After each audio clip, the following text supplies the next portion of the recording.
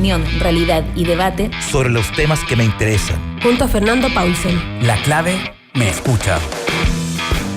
¿Cómo están? Bienvenidos a Combinación Clave. Estamos ya con nuestro primer entrevistado. Él es el diputado de la Democracia Cristiana, Matías Walker. Diputado, ¿cómo está usted? Hola Fernando, muy buenos días. Bueno, hay harto tema de que conversar, pero vayamos un poquitito a este déjà vu que pasó ayer, donde casi es crónica de una muerte anunciada, digamos, para quienes estaban en contra de que se generara un segundo retiro del 10% de las AFP.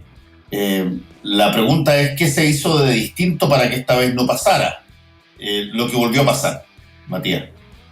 Sí, yo creo que se repitió un factor, Fernando, que de alguna manera se amplificó en este segundo retiro, y es que los diputados de Chile Vamos, que finalmente se sumaron a la aprobación de este segundo retiro, porque fueron 130 votos, fue realmente impresionante la votación. Yo recuerdo que la votación en general el primer retiro, el 10%, fue algo así como 95, 96 votos, estábamos muy justos, necesitábamos 93, es que los diputados de Chile Vamos esperaron hasta el final que el gobierno propusiera alguna alternativa, y la verdad es que no propuso nada. O sea, se terminó el ingreso familiar de emergencia.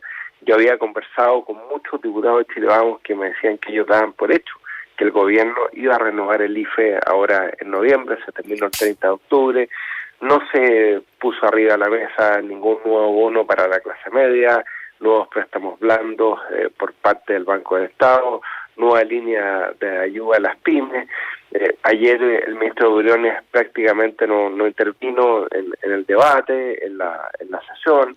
El papel del gobierno se limitó a hacer una reserva de constitucionalidad que después cayó por su propio peso, porque tuvimos mucho más de los 2/3 que se podría haber argumentado dentro del Tribunal Constitucional para poder echar abajo esta reforma. Yo creo que de alguna manera lo que ocurrió fue eso, la inmovilidad del gobierno absoluta, que se limitó a criticar esta medida en vez de proponer una alternativa. Ahora, Matías Walker, tú conversas con tus colegas de Chile Vamos permanentemente. ¿Qué explicación hay para eso? Porque, a ver, una cosa es que pase una vez, otra es que vuelva a pasar, pero que además queda un daño muy grande en términos de imagen y en términos de la relación interna de un conglomerado cuando tú repites exactamente la misma conducta, que es una conducta de abandono, casi de dejación. ¿Cuál es la explicación que se dan? La verdad es que no hay ninguna explicación. Yo creo que ahí el problema es del segundo piso de la moneda. Yo estoy seguro que el problema sigue siendo Cristian Larroulé y los dogmas con los que el gobierno del presidente Piñera enfrenta muchas de estas definiciones. Ya lo vimos en el ingreso familiar de emergencia, ¿no? Partió con un ingreso familiar de emergencia muy limitado, de 65.000 pesos per cápita. Costó mucho llegar a un acuerdo para acercarse a un IFE que pudiera estar por sobre la línea de la pobreza o acercarse. En los meses de julio terminamos con un IFE que era el 65% de lo que habíamos tenido en el invierno y finalmente no se renovó. Yo me acuerdo haber tenido un debate, Fernando, con Pancho Undurraga, vicepresidente de la Cámara, me acuerdo con Matías del Río en un programa de Televisión Nacional, y él me decía: diputado, ¿cómo cree que vamos a ser tan insensibles para no renovar el ingreso familiar de emergencia? Bueno, y finalmente no se renovó el IFE. Y eso demuestra por qué finalmente prácticamente 48 diputados de Chile Vamos se terminan sumando al segundo retiro. Sí, yo conversando ayer con el jefe de la bancada de Renovación Nacional, el diputado Sebastián Torrealba, anoche en Última Mirada, él me dice además que él cree que se va a aprobar por el Senado. O sea, ya de alguna manera hay una casi abandono no tengo que de esfuerzo, pero por lo menos de expectativa de que esto pueda tener de aquí a entonces, no sé, alguna medida de último plazo que eventualmente pueda generar condiciones para que esto no se haga. Y me dice, mira, yo creo que finalmente se va a aprobar en el Senado. ¿Cómo lo ves tú ahí? Sí, yo tengo, Fernando, la misma impresión. Probablemente el Senado sí va a reponerlo el impuesto. Yo voté a favor lo del impuesto. A mí me parece razonable que las personas que tienen ingresos sobre 30 millones de pesos al año respecto a ingresos que nunca han tributado, porque en eso hubo una confusión ayer en el debate y muchos diputados señalaban que estos ingresos ya tributaron. Eso no es así, porque se tributa, como tú sabes, sobre la base de la renta líquida imponible. Me da la impresión de que el Senado eso lo va a reponer. Yo he escuchado a Ricardo Lagos Weber y varios con esa idea y me parece bien, me parece razonable. Pero más allá de eso, yo no creo que el Senado vaya a hacer mayores cambios y finalmente el proyecto se va a aprobar en términos muy simples y la contundencia de la votación, que supera con holgura los 2/3, hace absolutamente inviable un requerimiento al Tribunal Constitucional. El propio Rodrigo Delgado, el ministro del Interior, ya dijo en el Mercurio que le parecía que no era una alternativa viable ir al Tribunal Constitucional, porque ir al TC, Fernando, significa, en términos simples, solamente dilatar la promulgación del proyecto. El gobierno sabe que es absolutamente constitucional, se trata de una disposición transitoria que se fundamenta en una situación que es excepcional, que es el estado de catástrofe. Ayer aprobamos también el retiro para quienes tengan enfermedades terminales, sí, y se aprobó por unanimidad, y nadie cuestionó que el mecanismo fuera un artículo transitorio de la Constitución. Entonces, se cae por su propio peso cualquier requerimiento, intento de requerimiento al Tribunal Constitucional. Sí, eso que señalaste me parece también interesante destacarlo. Ayer se aprobó que las personas que tienen enfermedades terminales puedan hacer uso de sus fondos de que están en las cuentas de las AFP. Y ahí, como tú muy bien decías, no hubo nadie que esta vez ni siquiera levantara el dedito, digamos. Todo esto fue unánime, ¿no? Por supuesto. Entonces, eso ratifica que es un mecanismo válido, la gente podrá estar de acuerdo o no en el fondo, pero de que excepcionalmente, con motivo de la catástrofe, se establezca una regulación excepcional en la Constitución, el Congreso mantiene su poder constituyente mientras no tengamos una nueva Constitución. Eso es algo que insistió mucho la propia derecha cuando firmamos el acuerdo del 15 de noviembre, que el Congreso mantenía su poder constituyente. Bueno, ayer hicimos de alguna manera ejercicio de ese poder constituyente por una tremenda mayoría de la Cámara de Diputados. Ahora, sobre esto, antes de cambiar de tema, Matías, hay un tema que es el tema de fondo en esta materia, no solamente el recurrir a tus propios fondos, que es una cosa que varios economistas ya lo han planteado, tanto en el seguro de desempleo como en los 10%, los 2-10% del retiro de las AFP. La verdad es que la gente ha usado básicamente su propia plata para enfrentar la pandemia antes que recursos masivos del Estado. ¿Qué quedó, por ejemplo, con cosas que se plantearon en algún momento dado y que en otros países han tenido muy buen éxito, que son, por ejemplo, las rentas básicas universales, incluso temporales, acotadas en el tiempo? Bueno, por supuesto, Fernando, tú te acuerdas que fue la propuesta que hicimos como oposición el 28 de abril, una renta universal de emergencia mientras se mantuviera el estado de catástrofe para el 90% de la población, que cubriera a la clase media. Tú recuerdas cuál fue la reacción del ministro Briones en ese momento. Y bueno, finalmente el gobierno accedió a algo parecido, pero muy limitado, al 60% más vulnerable, pero que claramente no cubría la línea de la pobreza, y hay una enorme clase media que quedó fuera de esos beneficios y que no han tenido ingresos durante 6 meses. Yo siempre pongo el ejemplo de las pymes del turismo en la región de Coquimbo. Todos los emprendedores turísticos del Valle del Elqui, de Tongoy, de Guanaquero, no han tenido ingresos durante 6 meses. Los pescadores artesanales no han podido colocar sus productos. Entonces, estábamos en una situación muy compleja que nos lleva finalmente a optar por esta vía que no es la óptima, eso está claro, ni recurrir a los fondos de jubilación de los trabajadores, las cuentas de capitalización individual de la AFP, y tampoco al seguro de cesantía. Ahora, respecto al seguro de cesantía, los economistas en general no tuvieron mucho problema en aceptar como una vía válida para la ley de protección al empleo. Pero yo creo que finalmente lo que tiene que hacer el legislador finalmente es escuchar a la ciudadanía, instar al gobierno, lo hicimos desde abril, para tener una renta universal de emergencia. Mientras durara la pandemia, el gobierno siempre se negó, y frente a la falta de respuestas del gobierno, las respuestas tienen que llegar nuevamente al Congreso Nacional, y eso es lo que hicimos el día de ayer. Ahora, ahí hay un punto, Matías Walker, que hay que plantearlo, digamos, es inevitable plantearlo. Cuando tú estás permanentemente sufriendo, llamémoslo, derrota. Tú tuviste una derrota en el plebiscito.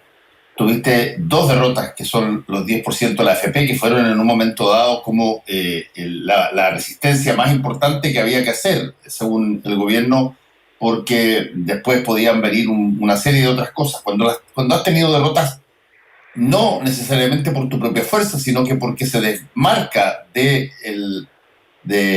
el bando del gobierno buena parte de su propia coalición. ¿De qué estamos? ¿Es síntoma de qué estamos hablando ahora? Porque da la impresión de que si tú no puedes materializar o no puedes generar tus propias proyectos de ley o tu propio programa, llamémoslo así, o tus propias ideas, y ves como una y otra vez triunfan las ideas de tu adversario, por muy desunida que esté la oposición, sin duda, pero hay un problema serio en que el gobierno no puede llevar adelante sus programas, pero tampoco puede administrar lo que hay. ¿Cómo se enfrenta una situación como esa cuando tú necesitas combatir una pandemia y tener una serie de medidas que o las materializa, o lisa y llanamente tienes que reconocer que básicamente vas a administrar hasta que llegue un gobierno nuevo? Sí, indudablemente que la situación es compleja, Fernando. Este gobierno tiene la obligación de gobernar hasta el último día. Nadie quiere que en Chile ocurra lo que ocurrió en Perú. Lo que sí, yo creo que el gobierno tiene que abrirse a escuchar más. Se lo dijo muy bien Carlos Montes en la Comisión de Presupuesto, al director de presupuesto ahí cuando tuvieron un entrevero. Sí. El gobierno tiene que entender que la oposición es mayoría en el Congreso Nacional, tiene que abrirse al diálogo. Yo creo que hay que empoderar más a los Mario Desbordes y menos a los Cristian Larroulet. Yo creo que por ahí pasa la fórmula bajo la cual el gobierno puede empatizar más con lo que está pasando en lo que resta de su mandato. Yo veo a Mario Desbordes, por ejemplo, que se la jugó por el apruebo, que le dio absoluta carta blanca a sus diputados más afines para votar a favor del segundo retiro. Por ejemplo, veo a Rodrigo Delgado, el nuevo ministro del Interior, que siendo UDI y todo lo que tú quieras, ha dado buenas señales. Es un tipo que estuvo a favor del apruebo, que estuvo a favor del retiro del 10%, que viene del mundo municipal, que tiene más calles, que fue crítico frente al manejo del gobierno en muchos aspectos de la pandemia, sobre todo no empoderar más a los municipios, la atención primaria de salud. Yo creo que si el presidente Piñera deja detrás, ¿no es cierto?, ese afán de querer dominarlo todo, de tener la última palabra en todo, y empodera a ministros como Desbordes, como Rodrigo Delgado, yo creo que puede sortear bien lo que resta de su mandato. Espero que podamos tener la vacuna el próximo año, espero que se pueda, en algún momento podamos salir de esta pandemia, pero es muy importante, mientras tanto, poder proteger a las familias, a las personas, a las pymes, a las personas más vulnerables, a la clase media, porque finalmente lo que está en juego es la paz social del país. Yo creo que ayer lo que hizo el Congreso Nacional es invertir en la paz social de Chile. Gente que hoy día está angustiada, que está endeudada, que está perdiendo la casa, que ha tenido que sacar a sus hijos del colegio, que necesita pagar tratamientos médicos urgentes. Ayer veíamos las cifras, hay más de 4.000 operaciones del auge oncológica de pacientes con cáncer que están en lista de espera. Ahora se viene una demanda tremenda por eso. Yo espero que en la ley de presupuesto pongamos prioridad en lo que es salud, en lo que es apoyar a las pymes, empoderar a la Corfo, a Cercoteca, al FOSI, pensando en los microempresarios, los trabajadores por cuenta propia. Bueno, eso es lo que tiene que hacer el gobierno, dejarse de pelear con la oposición, dejar de acusar a la oposición de obstruccionista, porque finalmente, frente a esta buena noticia para la ciudadanía, que es el segundo retiro del 10%, el único obstruccionista se termina transformando, el propio gobierno se termina transformando en obstruccionista al amenazar nuevamente con recurrir al Tribunal Constitucional. Ahora, Matías, yendo a la parte política, digamos, más de frente, sabemos que la oposición está bastante fragmentada.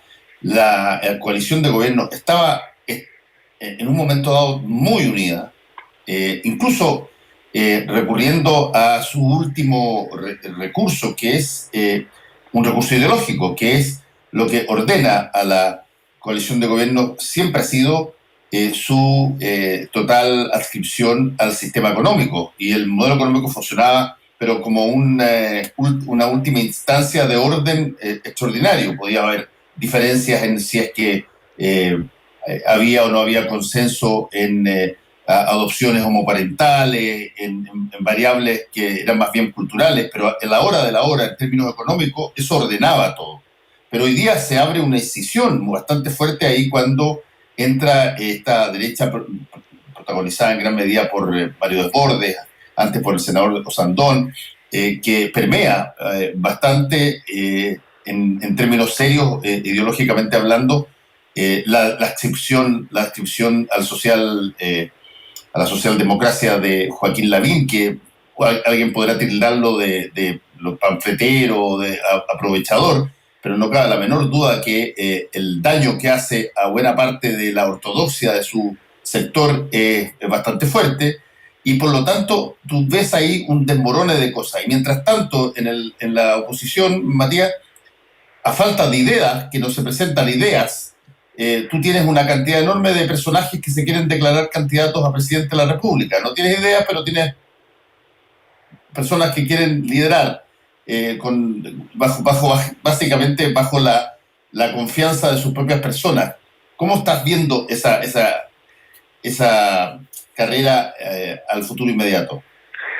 Sí, yo creo que hemos tenido buenas noticias en nuestro sector el último tiempo. La capacidad de ponernos de acuerdo con Unidad Constituyente, que es el Partido Socialista, el PPD, el Partido Radical, nuestros aliados naturales históricos, que se suma al PRO, que se suma a Ciudadanos, que vamos a tener primarias para elegir gobernadores regionales en todas las regiones de Chile.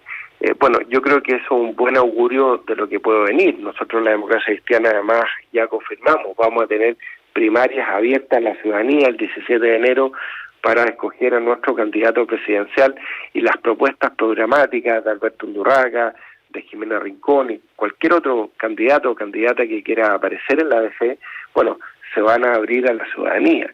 Y ahí ustedes van a ver muchas propuestas, y queremos converger en una gran primaria, yo espero, con los partidos de Unidad Constituyente al menos, y que sea la ciudadanía la que tenga mucho que decir respecto de las propuestas programáticas. Las primarias legales es un tremendo ejercicio, Fernando, porque te obliga no solamente a presentar candidaturas, dirimirlas dentro de un mismo sector, sino que persuadir a la ciudadanía para que vaya a votar por un candidato y también por una propuesta. Yo creo que a partir de la inacción del gobierno, la falta de cumplimiento de promesas, de crecimiento económico, de recuperación del empleo, de seguridad ciudadana, se abre una tremenda oportunidad a la centroizquierda, y en eso yo veo como una muy buena noticia para nuestro sector esta unidad constituyente, que yo creo que va a tener mucha relevancia el próximo año. ¿Y ese es el límite, Matías? ¿Llega hasta el hasta el PS, perdón? ¿No hay posibilidad alguna de generar una ampliación tipo 1988 hacia el Partido Comunista y ahora el Frente Amplio? Sí, bueno, el 88 el Partido Comunista se sumó bien tarde, tú lo sabes, pero... Sí, perfectamente, sí. Pero Está bien, pero se sumó, pero, sí. sí, no, se sumó al fin. Así como se sumó al final a la campaña de la prueba después que votaron en contra en la convocatoria a plebiscito por una nueva constitución. Pero hay que recordar que durante 4 años fueron parte de un mismo gobierno, el segundo gobierno de la presidenta Bachelet. No, por supuesto, y hicieron un aporte en muchas áreas y en muchos temas hemos trabajado juntos en el Congreso Nacional, en la ley de las 40 horas, ahora también proponiendo la alternativa que haya un impuesto a los altos patrimonios para financiar precisamente una renta universal de emergencia. Hemos coincidido también en muchas propuestas con ellos, pero es una definición que va a tomar la democracia cristiana el próximo año. Yo creo que por de pronto es muy importante que este eje centro-izquierda se pueda consolidar, que podamos hacer primarias, a diferencia del Frente Amplio y el Partido Comunista, que no quisieron sumarse a primarias en todo Chile, por ejemplo, para llegar con candidatos a gobernadores regionales y alcaldes únicos en todo el país. Entonces, bueno, yo creo que uno tiene que empezar al menos por casa, por quienes son sus aliados naturales, construir una propuesta programática y esa ya será una definición de la Junta Nacional del Partido hasta dónde vamos a llegar con esa alianza o con esos acuerdos electorales. Y ya, pero si tú tuvieras que decirlo hoy día, ¿lo ves como viable o no? Lo que pasa es que el resultado más inmediato fue malo, pues, Fernando, porque los invitamos a todos a tener primarias para elegir a nuestros candidatos a gobernadores regionales y se restaron, dijeron que querían tener omisión de candidatos de C en algunas regiones para poder competir, como en la región de Coquimbo. Nuestro mejor candidato, Ricardo Cifuentes, que fue subsecretario de Desarrollo Regional, que fue intendente, que sacó adelante incluso esta ley de elección de gobernadores regionales, y querían competir en la región de Coquimbo, pero que se omitiera a Ricardo Cifuentes como candidato. Entonces, sobre la base de las omisiones, no vamos a sacar nada. Yo creo que lo relevante, si hacemos primaria, es que todos los partidos quieran llevar sus candidatos. Entonces, la experiencia de lo que fue el fracaso de poder llevar candidatos a gobernadores regionales unidos en todo el país, me hace ser muy escéptico por de pronto de esa posibilidad. Pero bueno, es una definición que tiene que tomar la Junta Nacional de la ADG el próximo año. Por de pronto vamos a tener estas elecciones primarias en enero y me parece un muy buen ejercicio abierto a la ciudadanía. Matías Walker, ¿tienen en los partidos y en la política profesional algún grado de, llamémoslo así, no digo que de temor, pero por lo menos de inseguridad con lo fuerte que fue la votación en el plebiscito para una elección de una convención constitucional enteramente elegida por la ciudadanía? ¿Vieron ahí de alguna manera expresiones de rechazo a la representación clásica?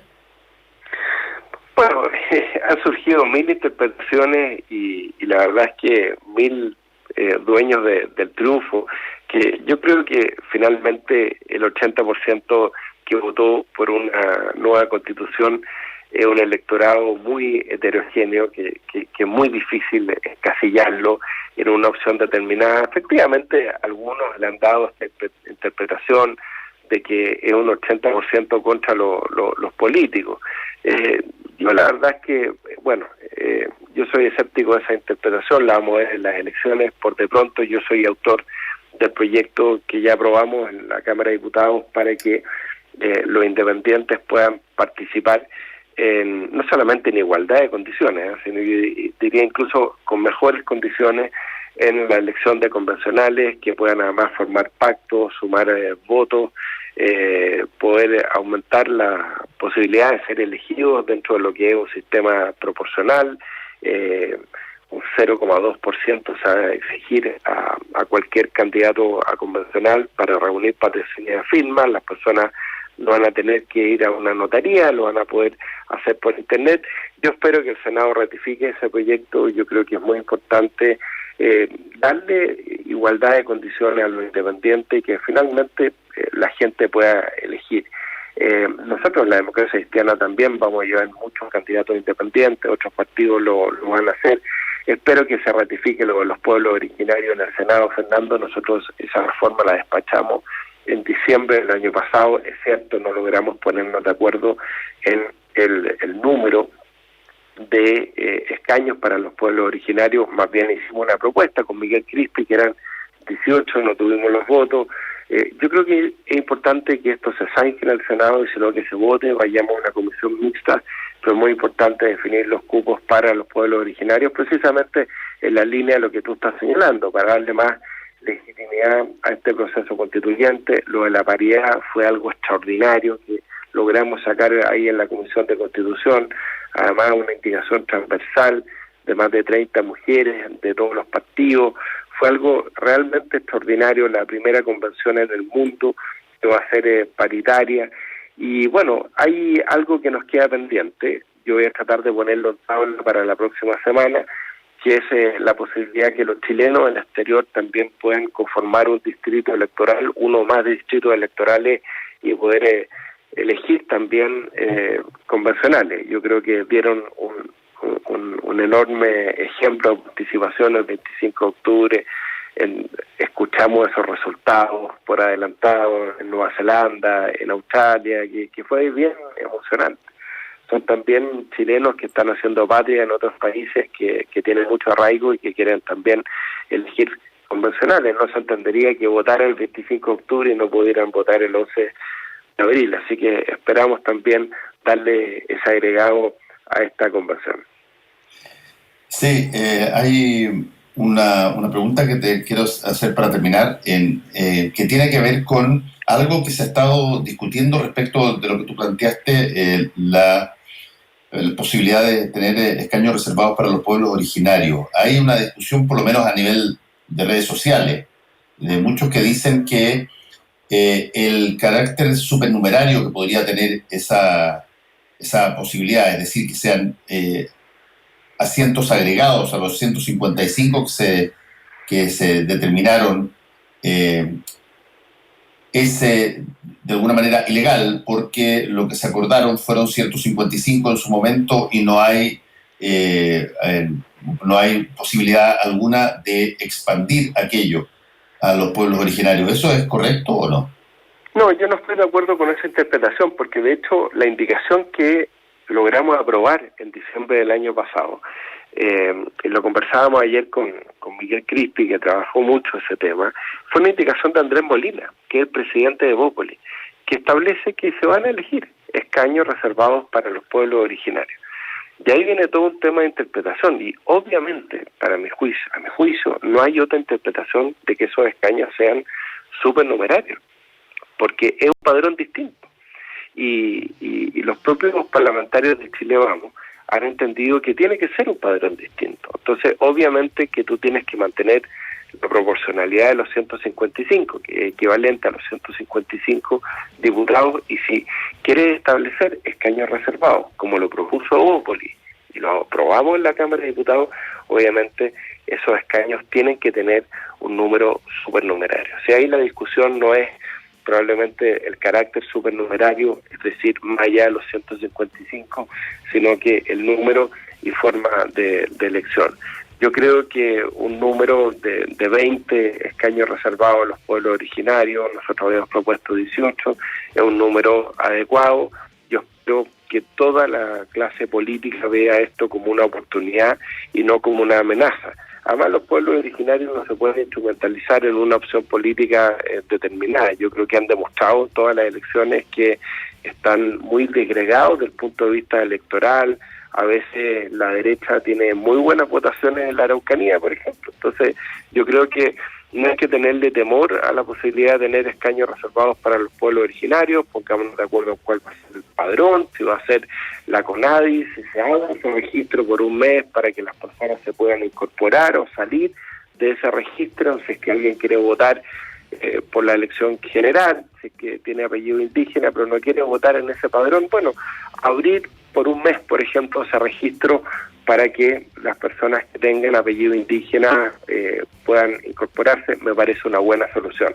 Pero que se vote, Fernando. Lo mismo que en la reforma previsional. Si no se llega a un acuerdo, que se vote. Si en democracia las diferencias se salvan con voto. Y a veces tenemos buenas noticias como la que tuvimos ayer en la votación del segundo retiro del 10%, que fue mucho más transversal de lo que todos pensaban al principio. Matías Walker, diputado de la Democracia Cristiana, muchas gracias por este contacto con Combinación Clave. Que te vaya muy bien. Bueno, gracias, Fernando. Saludos. Chao, chao.